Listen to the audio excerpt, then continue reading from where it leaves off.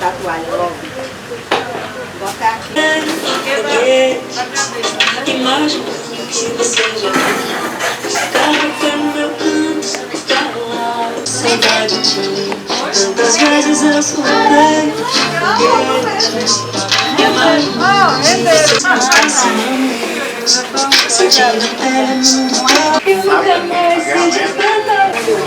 Feito pensando assim. A tenda do conto é algo simples, né? Simples no sentido de com poucos recursos você faz a tenda do conto, mas ao mesmo tempo ela traz uma certa complexidade porque trata-se do ser humano, né?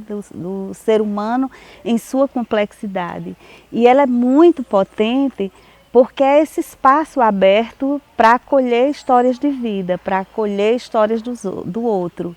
Então é importante a escuta, né, o exercício da escuta e a fala, a narrativa.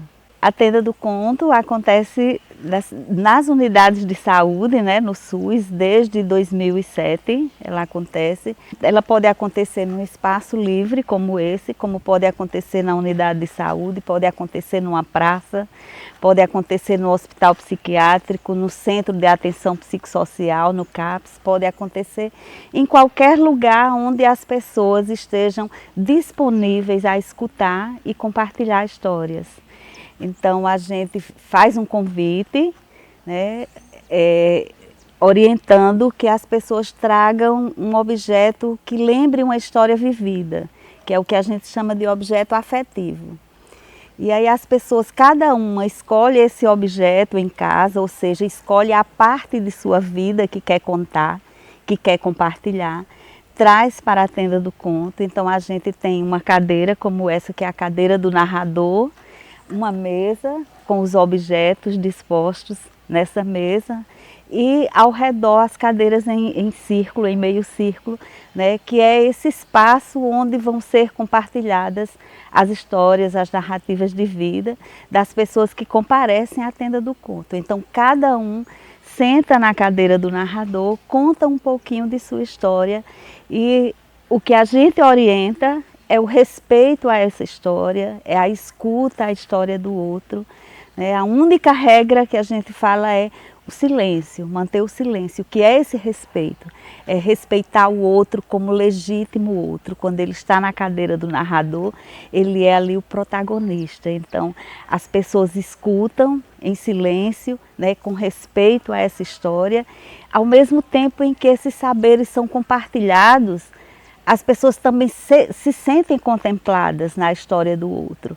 Então é um espaço de escuta, um espaço de narrativa, de respeito e de amorosidade, né? Que é o que é um princípio da Política Nacional de Educação Popular em Saúde. A amorosidade é esse respeito, esse diálogo profundo, né? Esse respeito profundo com o outro. Às vezes as pessoas sentam na cadeira, elas se sentem às vezes intimidadas, né, pelo espaço público, porque você vai compartilhar algo privado num espaço público, às vezes com pessoas que você não conhece. Mas algumas pessoas que sentam na cadeira dizem, gente, eu achava que eu não ia ter coragem de sentar aqui, mas parece que a cadeira é mágica, né? Ela seduz o narrador, né? Ela induz a pessoa a se abrir. É bem interessante, a gente já escutou esses depoimentos várias vezes. Eu acredito que tudo vai se somando, né? Tudo é uma construção, é um processo em que você vai sendo acrescido pelo outro o tempo inteiro na vida, né? Você vai aprendendo, se reconstruindo, se reinventando. Na infância, meu avô adorava versos de cordel, né? Ele não sabia ler, mas ele pedia que a gente lesse os versos de cordel para ele. Então, sempre foi cultivado muito na infância, no campo, no sítio, essa questão das histórias, de compartilhamento de histórias, né? E eu sempre tive muito encantamento por isso, muito fascínio pelas histórias. Nas unidades de saúde, depois que eu me tornei enfermeira, a gente sabe que o paciente do SUS, né, aquele usuário do SUS que vem para a unidade de saúde, ele não vem só ele e sua doença, ele vem com sua história. E sempre eu tive esse fascínio para conhecer o outro, para saber que histórias ele carrega, né? Quando você está num espaço onde você conhece as pessoas pelas histórias que elas carregam e não pelas doenças que elas trazem. Aquela pessoa que está ali, ela não é diabética, hipertensa, ela não tem uma cardiopatia somente. Ela é uma pessoa que carrega uma história de vida, que carrega saberes. Então, isso muda o nosso olhar, é o que a gente chama, Buca, de clínica ampliada, ampliar o olhar para aquela pessoa. Então, a gente via seu Olívio, que era antes só um hipertenso, e ele passou a ser o poeta, era a pessoa que contava a história dele em versos. A gente passou a ver Dona Maria, que cantava uma canção sobre beija-flores, 92 anos, cantando na tenda do conto. Era um espaço de aprendizado, era um espaço de potência de vida. Ela transforma as práticas, ela transforma. Às vezes a gente faz na unidade de saúde, nas unidades básicas, às vezes a gente está fazendo atividades que a gente chama de promoção da saúde, mas a gente está levando o quê? As chamadas palestras, né? A gente fala sobre hipertensão, a gente fala sobre alimentação saudável. Muitas vezes a gente está impondo os saberes da gente para aquelas pessoas, né? E são coisas, são comportamentos que a gente prescreve para os outros que às vezes não é tão fácil que os outros sigam, porque eles têm outras realidades. Então, a gente leva para esses espaços que a gente chama de promoção da saúde, algumas coisas bem viciadas que a gente já tem no consultório.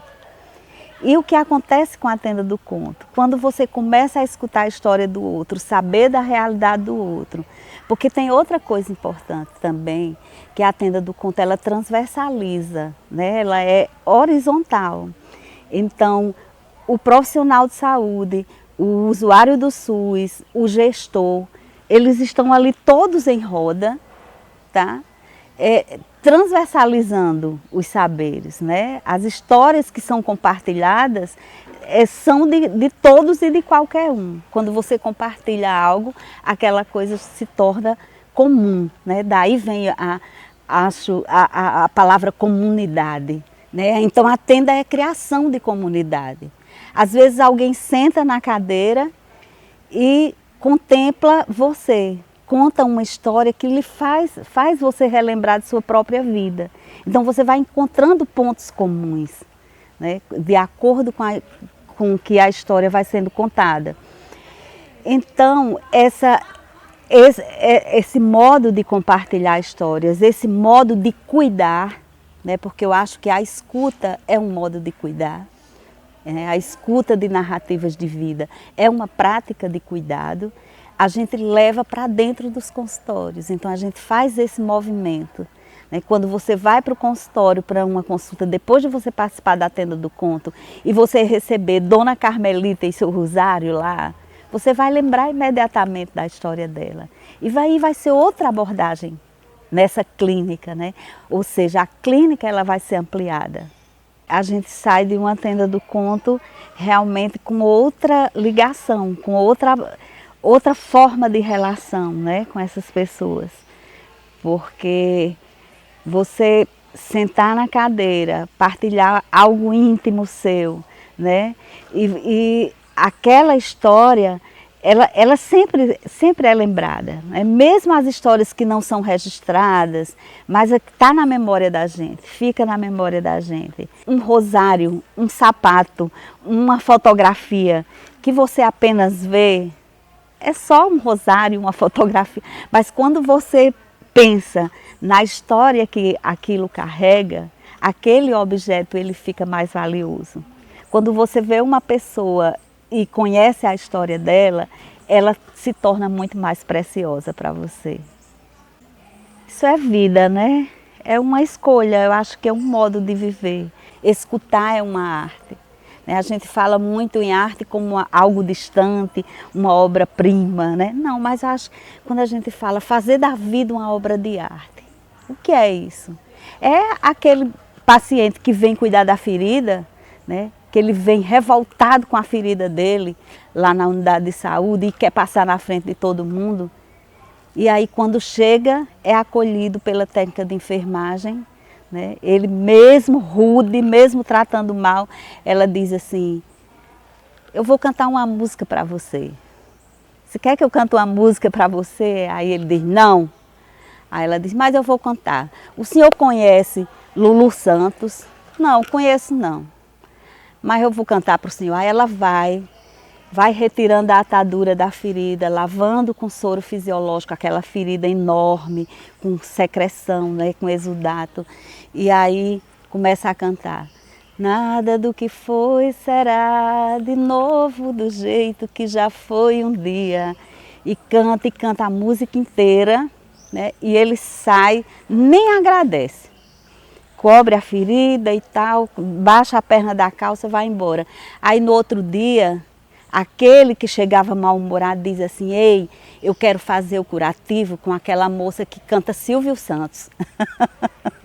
Eu adoro contar essa história porque é algo que mostra como essas práticas de saúde prescritivas, elas são rompidas por uma música. Isso aconteceu. Como a arte transforma as práticas. Você está arrumando sua casa. Pense em algo muito importante que representa uma história que você viveu, que você poderia trazer para uma reunião, que é a tenda do conto. Escolha esse objeto e venha para cá para partilhar com a gente essa história, né? E depois você me diz o que você sentiu ao partilhar essa história e você me diz o que você sentiu ao escutar as histórias dos outros.